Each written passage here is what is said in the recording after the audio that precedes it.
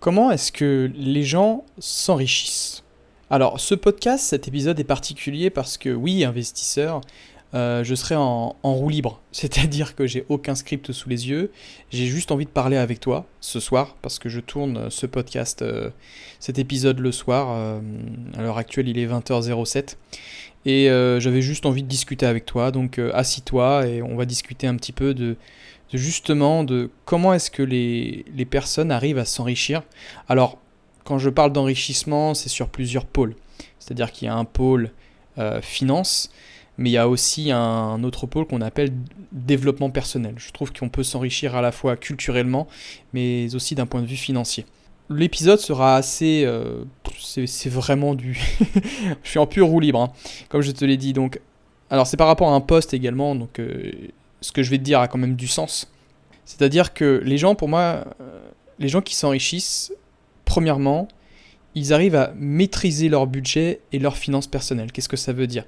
C'est-à-dire qu'avec donc leur patrimoine, avec les sous qu'ils génèrent, ils arrivent donc à mettre de côté. C'est-à-dire ils savent bien gérer leurs finances personnelles, ils arrivent bien à contrôler leurs dépenses, ils arrivent bien à repérer ce que j'appelle les DIR, les dépenses inutiles régulières, c'est-à-dire donc toutes les dépenses qui te font sortir de l'argent, j'appelle ça des passifs, que ce soit des abonnements à la salle où tu n'iras jamais peut-être.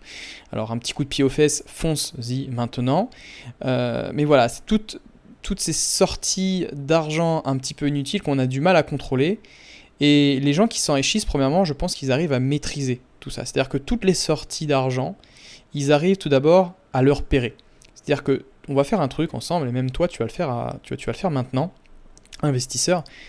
J'ai envie que tu installes une application qui s'appelle, alors c'est en rien pas rémunéré, hein, qui s'appelle Bankin. Bankin, donc c'est une application de gestion, de budget, qui permet de contrôler toutes tes dépenses, mais aussi tes sorties. Toutes tes dépenses, je veux dire, et toutes tes entrées d'argent. Il faut que tu sois vraiment au clair. Combien est-ce que tu gagnes là, maintenant? Combien est-ce que tu as de patrimoine? C'est-à-dire à combien s'étoffe tout ton argent disponible? Combien est-ce que tu as disponible? À disponibilité, plutôt. Et par rapport à ça, ensuite, tu vas faire un plan de tout ce qui sort, toutes tes dépenses. Il faut que tu parviennes au moins à ce qu'on appelle à faire une capacité d'épargne au moins à 10-20% de ton salaire. C'est-à-dire que tu es capable d'épargner à la fin du mois au moins 10% de ton salaire. C'est l'un des objectifs que je te demande avant de passer à l'autre point qui permet aux personnes d'enrichir. Donc premier point, note-le sur une feuille, maîtrise ton budget et tes finances personnelles. Deuxième point, les gens qui s'enrichissent sont pour moi les gens qui investissent leur argent dans ce qu'on appelle des actifs.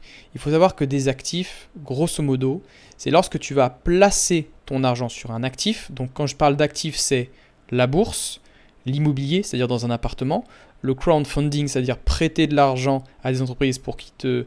Ensuite, alors c'est des prêts participatifs, ça peut être comme par exemple sur Club Funding. Donc tout ça, Club Funding, donc tu prêtes de l'argent et en retour, tu auras du rendement. Donc en fait, tu investis ton argent pour créer ce qu'on appelle donc des intérêts, recevoir des revenus passifs et faire fructifier ton patrimoine. Ça, c'est vraiment quelque chose qu'ils ont en plus. Donc tu vois, ces personnes-là, ils arrivent à investir leur argent dans des actifs. Donc premièrement, j'ai envie de te dire, et l'objectif c'est le suivant, as-tu des actifs ? Donc quand je parle d'actifs, c'est des rentrées d'argent, mais autres que le salaire. Parce que les gens qui s'enrichissent, je pense qu'on est tous passés par là. On a commencé, enfin moi personnellement, je commence avec un salaire. Et je suis toujours salarié d'ailleurs, je suis toujours enseignant. Mais cet argent que je reçois, je suis capable de l'épargner pour l'investir. En fin de compte, à l'heure actuelle, le salarié travaille, donc met son temps pour gagner de l'argent. Donc en fait, c'est le temps. C'est toi qui travailles pour l'argent. Et en fait, l'investissement, c'est tout l'inverse. C'est l'argent qui travaille pour toi. Je suis sûr que tu as déjà entendu de nombreuses fois ce dicton, le fait de « Ah, l'argent travaille pour nous, c'est incroyable ». Oui, mais tu as quand même mis du temps avant pour investir ton argent. Et c'est avant tout voilà, ton effort personnel qui t'a permis ensuite d'investir. Mais en gros, l'idée c'est ça. Les personnes qui s'enrichissent, ils arrivent à investir, à placer leur argent dans des actifs, donc bourse, immobilier, crypto-monnaie, blablabla, ça permet de faire fructifier son argent et donc d'en faire, voilà, de gagner de l'argent chaque mois si tu as une stratégie donc de revenus passifs, comme le propose la formation Dividende Évolution. Hop, la petite pub, c'est plutôt bien placé. Donc, dividende évolution, c'est bien sûr, tu apprends à investir dans les actions à dividende en bourse. Mais si tu veux aller un peu plus loin, le lien est dans la description de ce podcast. Je te l'ai dit, c'est du freestyle aujourd'hui. Ensuite, le troisième point, alors ça ressemble beaucoup au premier, c'est qu'ils savent épargner donc leur salaire pour investir. Si tu commences... Voilà, si tu veux qui m'écoute et que tu as envie donc un jour atteindre ta liberté financière et de t'enrichir d'un point de vue plus financier, il faut que tu saches épargner ton argent. Donc comme je te l'ai dit, 10%, d'accord, sur ta capacité d'épargne, c'est-à-dire que tu es capable d'épargner au moins 10% de ton salaire. Et ensuite, l'objectif, bien entendu, c'est de le monter progressivement. Si tu débutes dans l'investissement, tu n'es pas obligé de mettre de côté, d'avoir une capacité d'épargne de 10%. Tu peux commencer avec une capacité en plusieurs niveaux. Niveau 1, capacité d'épargne à 3%. Niveau 2, 7%. Niveau 3, t'as combien déjà ? 10%, tu vois. Et niveau 4, ensuite 15%. Et le but, c'est d'atteindre le plus haut des paliers. Ensuite 20%. Je pense que 20%, c'est très très correct. C'est le dernier niveau. Donc par rapport à ça, je te lance aussi un défi pour que tu puisses t'enrichir, toi personnellement, et pour suivre les gens qui s'enrichissent financièrement. Donc si tu as envie, bien sûr, de respecter tes objectifs, tu peux le faire, mais c'est aussi le but de ce podcast, c'est de te faire passer à l'action, et c'est aussi de prendre en main donc, tes finances et ton avenir, que ce soit ta retraite, de construire un revenu passif.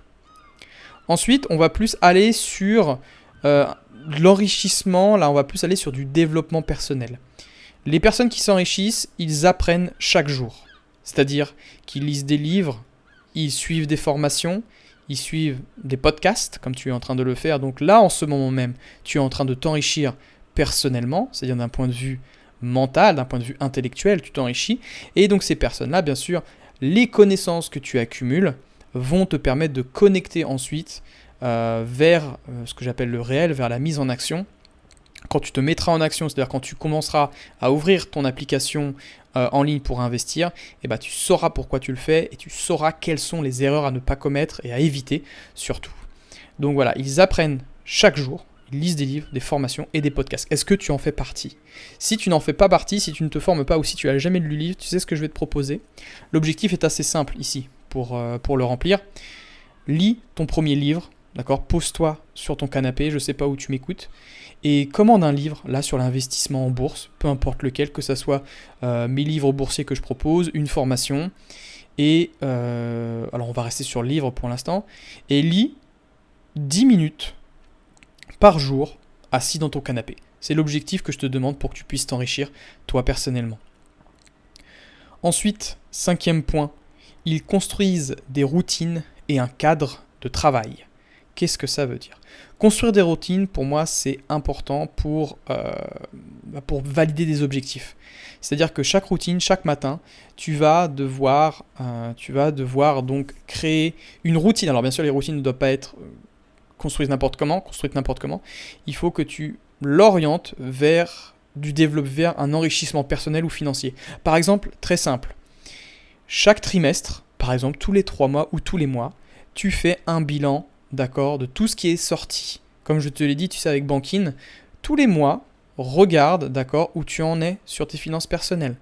Combien est-ce que tu as dépensé dans le mois ? Quelle est ta principale source de sortie ? Ta principale source de dépenses ? Est-ce que c'est les courses ? Est-ce que c'est Uber Eats ? Je ne sais pas. Contrôle, regarde et construis des routines chaque matin. Ça peut être n'importe quoi. Regarde, comme je t'ai dit, la routine, tu peux lire un livre. Toutes les 10 minutes, tu construis des connaissances et tu en apprends. En fait, si tu veux, cet objectif-là est assez simple, c'est il faut que tu apprennes tous les jours. En faisant même une petite routine quotidienne le matin. Par exemple, pour être petite anecdote, alors je vais te raconter un peu ma vie perso. Je suis quelqu'un qui est très speed. C'est-à-dire que dès le matin, je pense déjà à ce que je vais faire en post, comme post sur Instagram, ce que je vais vous partager en story, ce que je vais vous dire. Et tout ça, c'est angoissant. Enfin, c'est pas angoissant, mais en gros, mon cerveau, dès le matin, dès que je me lève, il est déjà en éruption. Et chaque matin, du coup, je reconnais cet état que j'ai, donc j'en suis conscient, et je fais de la méditation. C'est-à-dire que tous les matins, voilà, je me pose, je fais 10 minutes de méditation, je prends mon livre, et rien que lire, je trouve que ça me fait penser à autre chose. Je sors un petit peu de cette angoisse perpétuelle de toujours vouloir créer quelque chose. Bon, c'est un peu le but des créateurs digitaux, mais voilà, il faut savoir se poser et voilà, créer un cadre de travail. Même ton cadre de travail, lorsque tu te poses sur ton bureau pour travailler, c'est important. Si tu es auto-entrepreneur ou si tu es entrepreneur, je trouve que avoir un bureau rangé avec des outils à disposition, voilà, gagne du temps. Et bien sûr, pour éviter de sortir du cadre de travail, coupe tes notifications de ton portable. Ça, c'est horrible et je l'ai compris parce que des fois, voilà, tu travailles. Par exemple, là, je travaille sur ma formation ETF Patrimonia. Oui, je sors bientôt ma formation ETF. Alors, je suis en plein script, je suis encore en train de l'écrire, mais c'est une formation, elle est phénoménale. Bref, quand tu la verras, je bégaye, je suis fatigué, excuse-moi. Il y a des points qui sont, on va traiter des ETF, comment investir et se créer un patrimoine durable et performant grâce aux ETF. Bref, voilà, j'ai complètement perdu le fil, mais je te parlais, voilà, de construire des routines de travail. Bref, l'objectif est simple ici pour le remplir, pour t'enrichir. Mets en place une première routine. Je te dis juste une première, ensuite t'en feras 2, 3 chaque matin. Mais pour l'instant, ce que je te demande juste, voilà, c'est une petite routine, note là, un seul, pas plus. Chaque matin, par exemple, tu lis un livre de 10 minutes. Tous les mois, tu consultes tes comptes en banque, par exemple. Ou tous les mois, tu décides d'investir 100 € en bourse, si tu es prêt. Dernier point, ils inspirent d'autres personnes et apportent de la valeur. Ça, c'est quelque chose qui est très gratifiant. Tu verras, lorsque tu auras appris plein de choses en bourse, plein de choses sur les finances personnelles, tu pourras conseiller d'autres personnes. Et cet état-là, je pense que c'est l'apothéose. C'est-à-dire que c'est le plus beau moment que tu peux avoir, je pense, toi qui m'écoutes. Parce que ce podcast, c'est pas... Tu écoutes, mais je pense que c'est important aussi de te mettre en action par rapport à ce que je te dis. Et donc, j'ai envie, l'objectif est simple sur ce dernier point, parle à une personne, d'accord ? Alors, une personne que tu connais, et apprends-lui quelque chose avec la bourse, en crypto-monnaie ou sur l'immobilier. Tu vas la voir en face de toi, tu lui dis bonjour, que ça soit tes parents, ton frère, que ça soit un ami, dis bonjour Didier, voilà ce que j'ai... Est-ce que tu connais l'immobilier ? Est-ce que tu connais le Bitcoin ? L'Ethereum, le merge qui arrive bientôt, est-ce que tu connais ? Et tu lui expliques, et voilà, et tu transmets tes connaissances. Et tu verras qu'il aura appris quelque chose, et il fera peut-être le lien avec autre chose. Et c'est ça qui est beau, c'est que nous, êtres humains, on est capable de... Une connaissance plus une connaissance, ça fait pas deux connaissances. Alors c'était Idriss Aberkan qui disait ça, je crois que c'était lui. Il disait qu'une connaissance additionnée à une autre connaissance, ça fait pas deux, mais ça fait beaucoup plus que ça. Parce qu'en fait, quand on est capable de croiser des connaissances avec d'autres connaissances qui fait émerger d'autres connaissances. C'est encore mieux que les intérêts composés en bourse. Donc c'est pour ça que vraiment apprendre, inspirer d'autres personnes et apporter de la valeur. Si tu veux même ouvrir un compte Instagram, tu peux pour transmettre ce que tu as envie de transmettre à d'autres personnes, ce qui est intéressant comme moi je le fais. Et voilà. Bref, le dernier point c'est ça, l'objectif que je te dis, c'est inspire d'autres personnes. Et c'est pour cela que tu vas remplir cet objectif-là dans le mois à venir. Parle avec une personne et transmets une connaissance que tu as apprise, que ce soit même en bourse ou dans n'importe quoi. Voilà, investisseur. Pour conclure, les personnes qui s'enrichissent à la fois de façon financière et intellectuelle, comme je te dis, regroupent l'ensemble de ces qualités. Je pense tout d'abord que pour pouvoir les construire, il faut se visualiser un but, un objectif à atteindre sur le court, moyen et long terme. Ce but que je te parle, il déterminera ton pourquoi. Il faut que tu designes, il faut que tu explicites, il faut que tu sois précis sur ton pourquoi est-ce que tu veux t'enrichir. Pourquoi est-ce que tu veux investir en bourse ? Définis ton pourquoi et tu verras beaucoup plus clair sur ton chemin. Il te poussera à agir pour te développer, que ce soit sur un plan personnel ou financier.